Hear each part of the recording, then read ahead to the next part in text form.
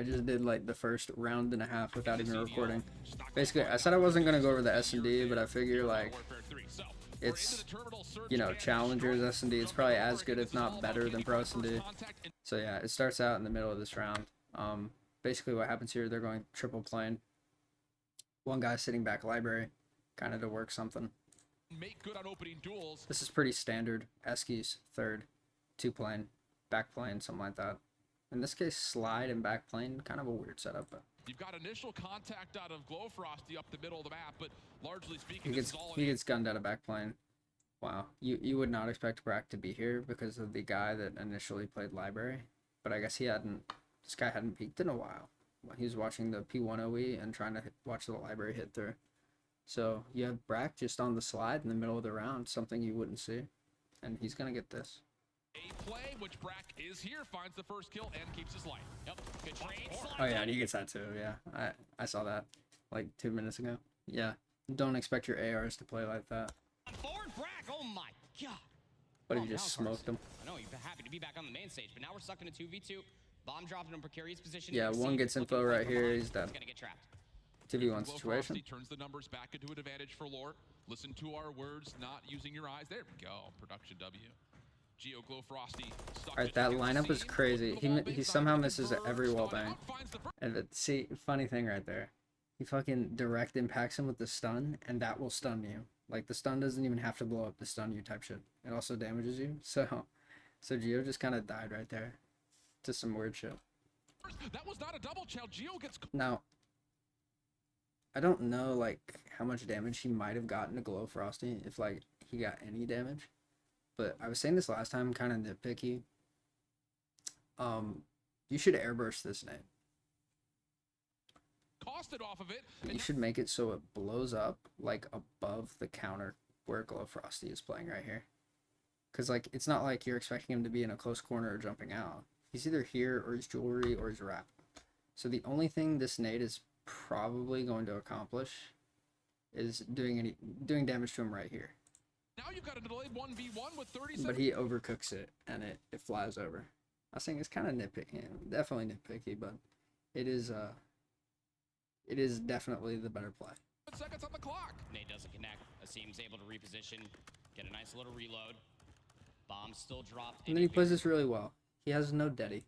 Curious spot, and it's Glowfrosty. He sits in a weird ass spot. The point of this is, if Buddy just like push into plane, he has no deady. So Buddy pushes into plane, he will hear him, right?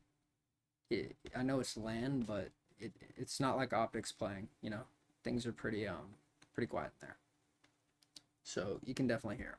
So he just plays like a weird spot bottom plane where he can see shit. It's a really good play out of the scene. This is a tough call.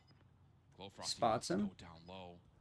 The longer this takes, the more that it seems sure. Picks up the timing certainly, and he starts full sprinting here. And the thing about it is, Frosty might hear him, but there's no way Frosty is gonna expect him to be here. Like, been seen. Do they get the 1v1 isolated? Sure does. And a 1v2. Whoa. Okay. How about that to start off the terminal surge? I thought I heard something come down those stairs. Just turns to the left, that fence lining not favoring Glowfrosty whatsoever. Asim knew yesterday that that's going to be a spot that he could play in a 1v1. Even if that bomb gets recovered by Glowfrosty to play the retake over by that plane, a lot easier there as the later stage of the round, knowing that there was probably a lack of utility on both sides. A big opening round coming through from Brack to be able to find those 2 kills to stop the A push initially. This could be an interesting opening offense here for Faze Black. okay, so now we're past the point where I was. So Brack's going single burger. Cray spots 2 on the shoulder. One guy's playing passive library. So far, pretty patient. You've got Brack 2-2 all the way split. towards Burger, Kremp watching over the middle of the map, and then a little bit of utility play coming over for the bomb carrier towards A. Already cleared underneath the plane. So, but it's a double stack inside the plane. Yeah, they're not falling for that again. Thrown, just escapes. Crate's gonna throw a shoulder himself, takes down Exceed, sure. Bro, that was a ballsy challenge. Crazy is fucking gross. But he also has us up in that situation, but Jesus. Challenge from Craze. Finds the first one. Frosty stops the rotation. Hey, stand up. Keeps this now. So once again, not once again. But yeah, so after they get 2 plane, Lore right here does not decommit from Eski's side. And rightfully so in this case, because Faze kind of know at this point that plane is a lost cause. So they expect a guy to be third. They know two are playing, right? So they think that Eskies is going to be weak, right? Eskies is going to definitely be their weak side, and that's where they can try to find something on the map. But actually, they're two Eskies here. What would have to be a 1v4 for Brack? No bomb in hand, stuck over towards Burger, and he is being chased. Glowfrosty just taking away more space. Wiz from the front, and then the follow-up. I love the So if you was looking at minimap, you should have been aware right there that they were in fact like playing two close Eskies, and they gave up third completely. So like they're leaving holes on the map, right? Because if that guy was playing low Eskies, then odds are, close low Eskies, odds are that he was never third in the first place, because he wouldn't jump down after the trades started going down. He wouldn't jump down towards mid. So there is actually info off of that. confident play out of Basically, they completely gave up like any way to watch, say like the low plane cross. Like they have the mid cross through hallway when a guy does that, but nothing else really. floor there to get the easy defense. I think if there's one thing that you have to know for certain about Craze coming in towards a main stage matchup, you know, we keep on talking about I would definitely save that for later. Is what I'm trying to get at. That's info like it. If they're gonna do that occasionally, then you can't really counter it. But if they make a habit out of that type of shit, then lights, never been here before. But it's nice to see that Craze is still playing like himself. Oh, yeah. you can He's definitely not start hitting flanks. losing any of his confidence Finding whatsoever. holes. He throws those shoulders and gets those kills all the time. Yeah. And it's really nice to be able to see off of the shoulder that was initially thrown from his seam, to be able to find that first blood, and then Lord just completely trapped him on their side of the map. Yeah, I feel like often when we see players 18, 19 No. years old getting their first taste of not just overall, I think this is around where I was. playing in high stakes matches, one of two things happens. Either on the first play, I thought it was last round. I just think it's are this one. scared absolutely and shaken up. But Yeah. Okay. No, it wasn't this one. What they do here is they go 3 library. The point of when you see 3 library, right? They're going mid. Someone is at least. Point is one guy chow slide. One guy, which is a pretty common angle to chow out of off-road. Other guy chows blue steps, and this guy just runs out mid. Now, problem was no one was blue steps and no one was slide, which pretty much guarantees that someone is watching the library hit from an angle that neither of these guys are going to be able to see. And so it was basically doomed. Like, who was number 2? Wiz was doomed from the start. There's nothing he could have done there. on the other side, it's like, I don't care who I'm playing up against. You think you're God's greatest gift to COD, and that may be the mentality. I like how they left bomb and spawn. Faze.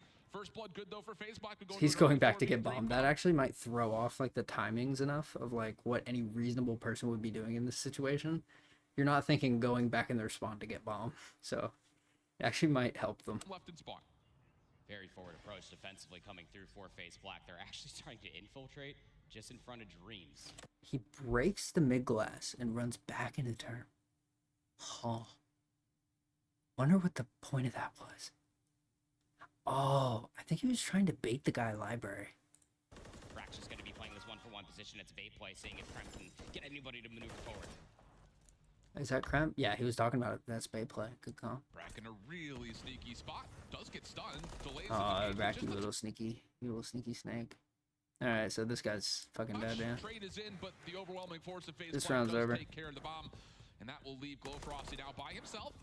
Again, you think back to like when he was playing a Modern I like the idea here out of Frosty. This is like pretty like common S&D knowledge for the vast majority of like pretty decent players. But once you get this guy weak, he's not going to re-chow him. You can basically you basically have him boxed out and you can chow another angle. Now, chowing third, once again very nitpicky. Chowing third was not a good play. Because even if there's a guy third, he's not even going to be looking to shoot his gun at you in that situation. He just wants to see if you cross. That's it. So even if that guy was third, you're not killing him. All right? The guy that plays third is usually someone who's playing for like playing very info heavy and not going to throw their life away. It would have been much better for him to try and see if they did like FaZe did what what Lore had done, I think literally last round, which is keep your players over here in not over here, but keep your players over at Eski side and have one watching the mid hall cross. So there's a much better chance that you're going to be able to kill this guy mid hall because he's not expecting you to chow him. There's no way.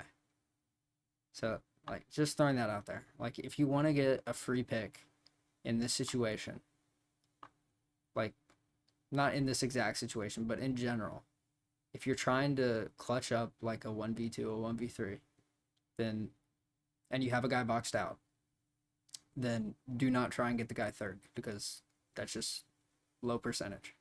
Try and play for like anywhere else. For 2019, he was good in situations. And it sounds like way too narrow of advice to ever be useful, or like way too specific. It's not useful in like all situations, I guess. But yeah, don't try to isolate the guy. Try to get the isolated gunfight on the guy who's like on an angle you have to hard commit to. But this time rooted into place by stuns. Like the mid cross. Follow-up for Faze Black. Really good in Modern Warfare 2019, but it doesn't have an Because the mid cross you can't shoulder. You have to hard commit to it. Third, you can jump up and down. You can shoulder. You can do fucking anything from there. Scope on an AX50 anymore. Dude, that was nuts. That's how I'll always remember. I'll always remember Glow Frosty for that one. But Arclock peak. Yep, Arclock peak, ACOG scope on the AX50. Kremp levitated on the box right there, by the way. Another like small thing. Be careful of that. There's a lot of things in this game that'll do that. But yeah, if homie was just holding this and it wasn't like so weak on that cross, then yeah, Kremp would have probably just died for free right here. 50. Revolutionary. Guy was different, man. First blood is everything. It just allows that forward approach inside of elbow. Great response You coming through. Like you move into that angle and all of a sudden your character just starts levitating like 3 feet in the air for no reason. It's one of the great features of this game. Very aggressive SMG in Craze. You need to shut him down before he can really start to get hot. And just kind of looking over the results, especially in the last couple of hours here, Lore Gaming has. Okay, so Brack playing different angle, not Burger last time. He never got spotted Burger last time, but he also never got info. Craze probably has already hit the shoulder. It's very standard shoulder. Once again, they're doing the 2-2 split, which is what 3 rounds in a row where the defensive team has done this.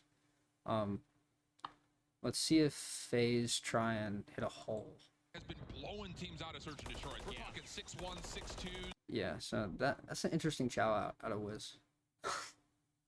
It's very weird, but yeah, nothing comes of it.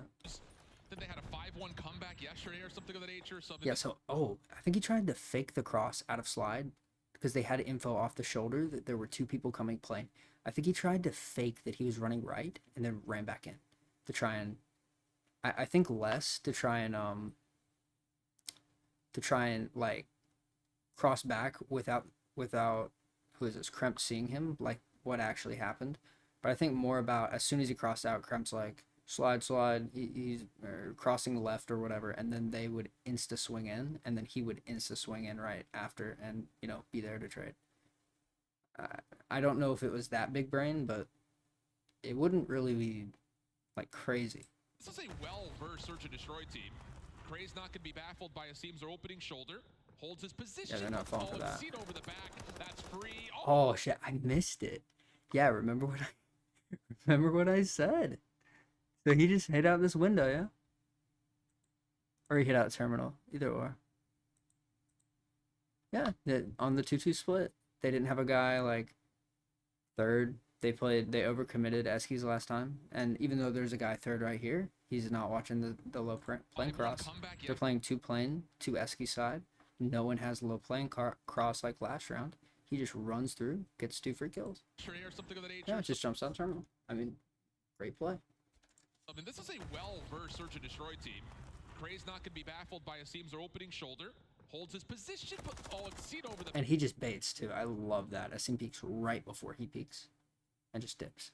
Back, that's free. Oh, with the pistol gets bolt that long range, and that'll open up the A site completely for Faze. They're going to plan. Cheeky, again. It's just and then now you expect an overcommittal on B. The last 2 guys are going to be B, like they were the last offense you played. That shoulder allows Exceed to drop all the way down low. That early stun to at least clear bottom of glass gets you in that position. And look, speaking of third, like I've played Geo in a terminal S&D actually, And funny enough, I dropped a fucking like a donut, 1,000 damage donut or 1,500 damage donut. It was more than 1,000. But yeah, I would just get him one shot up here, and I would never be able to kill him. And I would play for him like a lot because I know that's the guy that's picking up the OEs and playing the help, especially on like Eski's pushes. But yeah, I'm not afraid to fucking admit it. Now the retake Granted, in a 2v3. granted, I was on a Geo and console Frosty have so much and he was on a matchup there. PC. If I was on PC, I'd rip his shit. A lot of work to be done. Geo, anything he finds would be great, but unfortunately, This is a really good play by who's this crown? Just basically sit this box, watch your team's low plane cross, assume that this guy is not going to wrap out of Eski's side. Because even if he does, even if he wraps out of Eski's side, gets up the ladder plane, gets a miracle two-piece, like, the round is still over. Like, you just run up the... You can run here, you can run here. You just check bomb at 7-5, basically, you win. really drops off AC right into the waiting arms of Crank. It takes too much time. So Glow Frosty again finds himself in a deja vu round here. 1v3 Yep, from he spots him. Homie's just chilling. the exact same position. They're playing double-double here, so their back ladder isn't even a threat. Yeah. Round's over. Stack over towards the plane. Kremp gets First info. idea for Glow Frosty is, can I take care of Kremp, who is just not going to move from Frosty couldn't even fathom that he was such a disciplined gamer that he wouldn't even peek like close. He wouldn't open up the angle a little more. Kremp wouldn't open up that angle a little bit more to try and see if he was in fact like hitting close up on him. this position at all. Time ticking. Kremp was 17 not seconds giving to his life go. up there. He was Find it. forcing him to OE, like forcing him to cross out under the plane, way out into bumfuck to shoot him. Information, the double stack inside the plane leaves him no opportunity whatsoever. Business as usual. Little adjustment coming through there. That time around for Faze Black, instead of having two players through elbow, they clear the stun underneath bottom glass. They allow Exceed to get behind the plane, and Nassim throws that same exact shoulder, catches both players almost looking, but Craze's timing couldn't get through the elbow in time. You saw he wanted it, but by that point in time, Exceed had already pounced. Yeah, that one guy and was cheering. able to I find love that it. double kill with the pistol. Great response coming through as well with that post plant. Kremp making sure that he can still play cutoff in the middle of the map. Please tell me the one guy clapping in the audience right there was looking at Exceed and thinking that it was Adam Assault. Yep, I see you. This is a smart Okay, so this is Eskies hit. They've been playing like pretty shy of Eskies, but at the same time, a lot of 2-2 splits. Just in case, you know, this exact situation comes. audience here in Boston. You This is weird. They send a guy top blue through the railing. They have a guy watch library, and they have a guy hit front blue. They like hard countered this, guys also root for the weirdest and they get the guy live. What? things. Never change, God. Yeah, this round's over.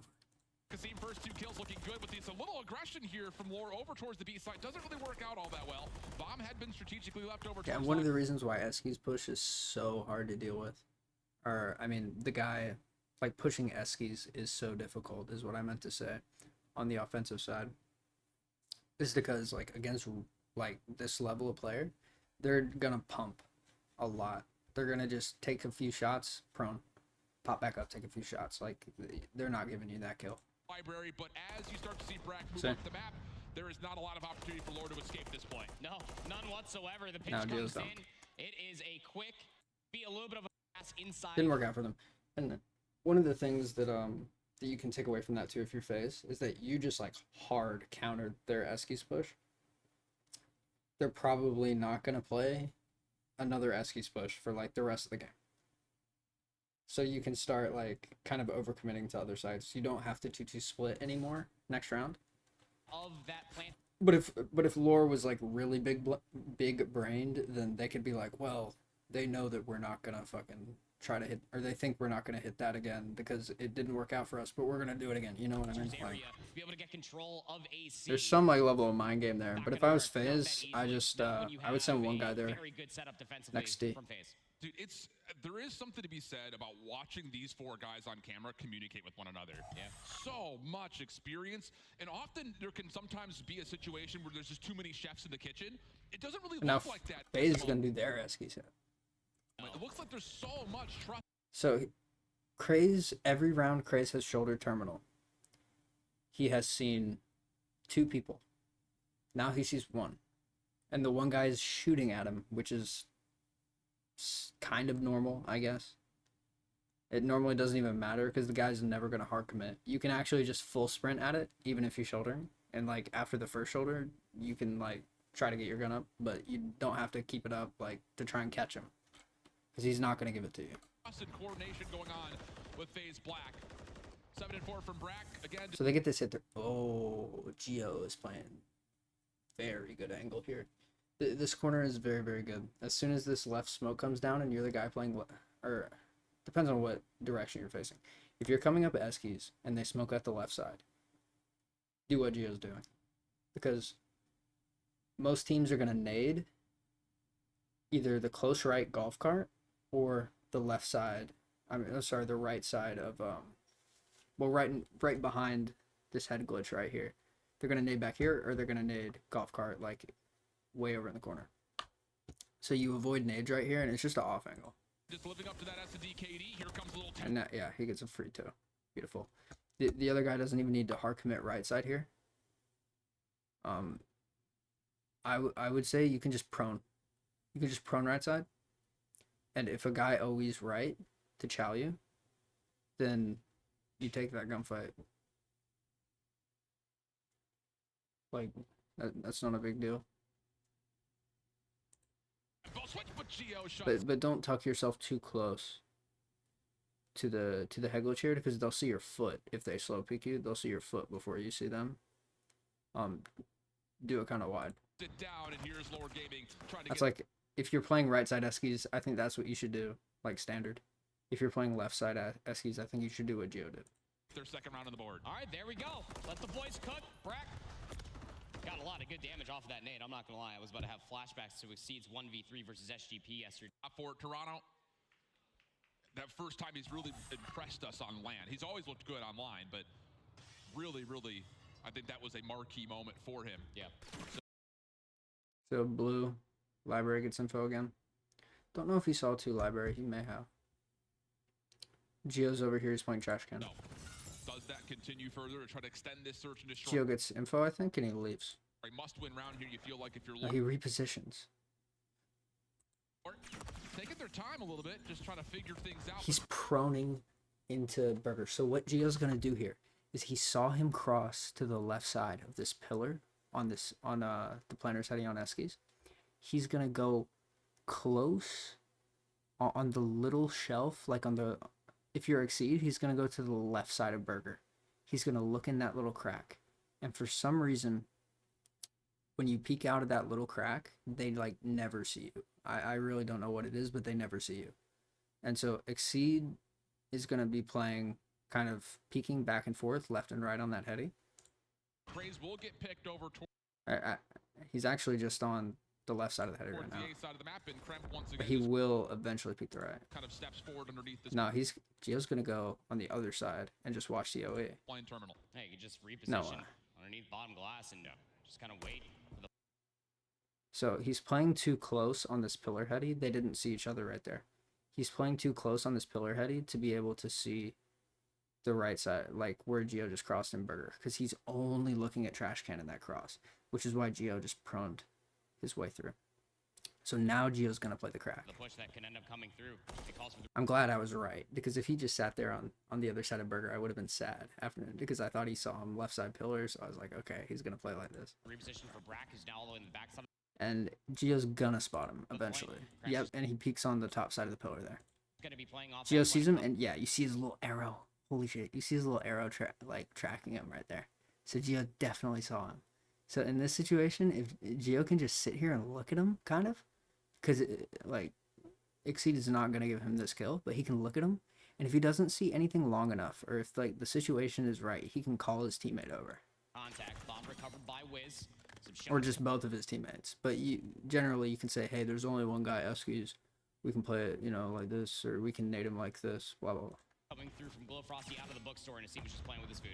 You can see Laura trying to isolate Asim at all costs. Wow, so look at... That's crazy. Frosty gets him weak, and then immediately is like, yeah, fuck it, let's go Eskies. Let's try to get this back to a 3v. Because this guy's ISO'd. He's weak. He's not going to be there to see, like, oh, hey, the guy library is gone. And he can't do any, like, sneaky shit, like try and go railing to third, right? Like, he's completely, or try to hit through mid. Like, he can't do any sneaky shit. and his teammates mid hall too. So if he wasn't weak and he saw the guy library stop peeking, he'd just be like, fuck it, and hit up into here and come to help. 3, but heads up play keeps himself So he spots. Holy shit. Okay. alive. So he's holding this tight. Exceed just throwing a couple of tags here and there. Go for I'm not looking at the mini map right now. I'm looking at the POV.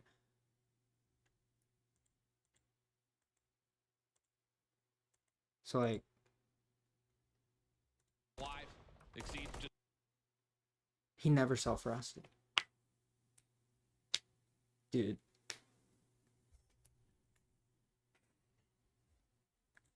throwing a couple of tags here and there. Go Frosty. Yeah, he never saw him. If this is planned, this is like one of the greatest plays I've ever seen in my life. If this is planned and they did this on purpose. If they put Frosty behind this pillar to because it blocks line of sight. And had Geo just keep shouldering, keep peeking, not giving him the kill. He is sneaking forward. And now what's gonna happen is they're gonna commit kinda. He's gonna wait till he sees him. Geo is. So he's peeking right now. And maybe he gets Geo weak here. Does Exceed get a read on this, or is he Yeah. Geo just doesn't give him anything. And then Frosty's just gonna chop.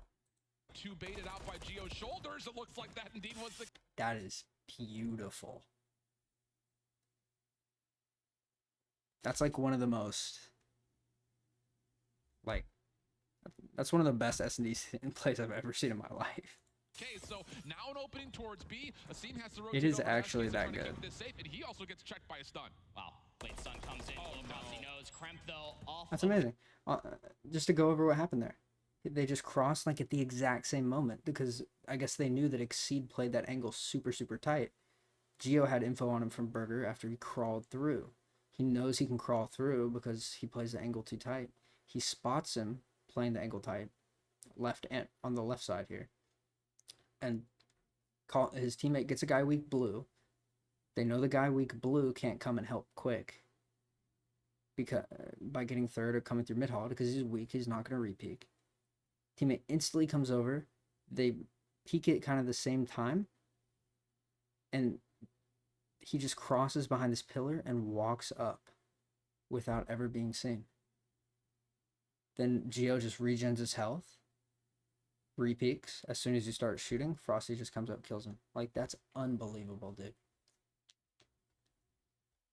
The very long-range shots ends up catching off Wiz. They wanted that to be the bait play. They wanted the bomb to go over towards A, but they're not taking it whatsoever. Down low, underneath the plane, leaves Kremp now in a 1v2. Trying to find the trade.